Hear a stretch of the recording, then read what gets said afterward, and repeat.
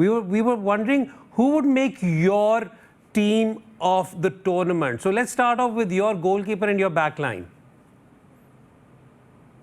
Yeah, I mean, for the goalkeeper, I think it's a close call for me between Bunu, for example, who's been fantastic with Morocco, certainly up to the semi-final, Livakovic as well for Croatia. We saw a very good Hugo Lloris for France as well, and maybe because they've reached the final, maybe because Lloris has been excellent against England, for example, in the big test for France.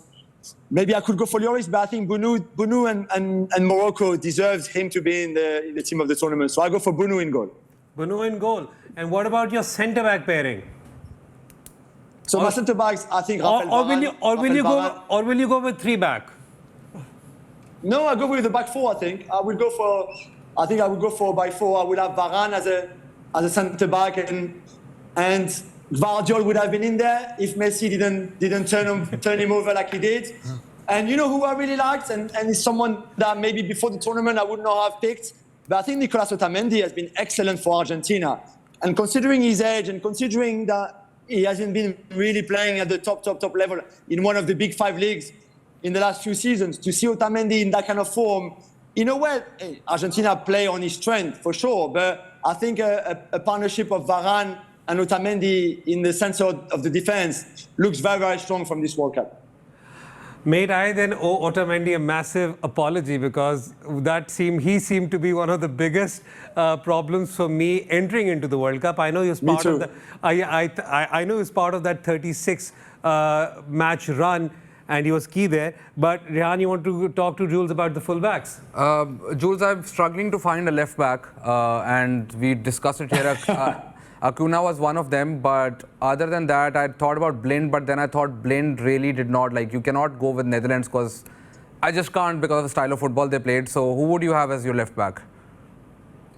You know what, I'm exactly like you. I did the team of the tournament so far before the semi-final, and I had Borna Sosa from Croatia, more by default, although I think he had a decent tournament, but more by default than anything else, really.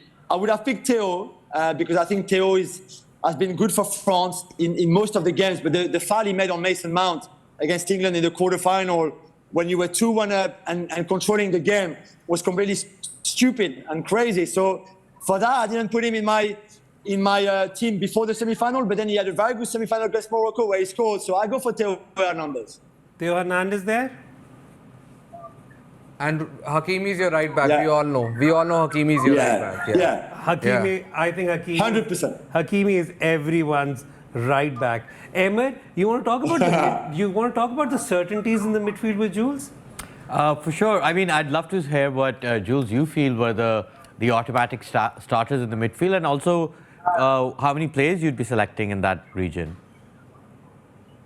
I think I'll go for 4-3-3, really, because I think Griezmann has to be there simply for his performances, of course, but also the fact that it's a genius idea from Deschamps to have decided to move Griezmann a bit deeper, not as a second striker like we've been so used to seeing him, but in that sort of number 8, number 6 role. We said before, didn't we, that it was almost like a N'Golo Kante without the ball and Xavi Hernandez with the ball, the Xavi from Barca, because he was so good in the semi-final and in the quarterfinal against England. So I'll have Griezmann there. We need Amrabat just as the holding midfielder in front of our back four, because Amrabat has been sensational in this World Cup. And then we can debate who's the third midfielder. You can have Luka Modric, of course.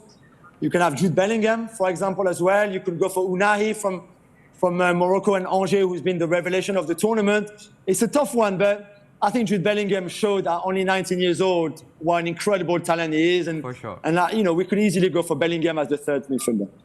Jules, who are you playing? I mean, we can talk about the entire, the final 3 up top, but who are you playing as your number 9? 9, you know what, I think because I like Kylian playing wide and he hates playing as a centre forward, I'll have Messi as a false 9 and I'll have Kylian on the left-hand side. And then we can discuss who else you want on the right-hand side.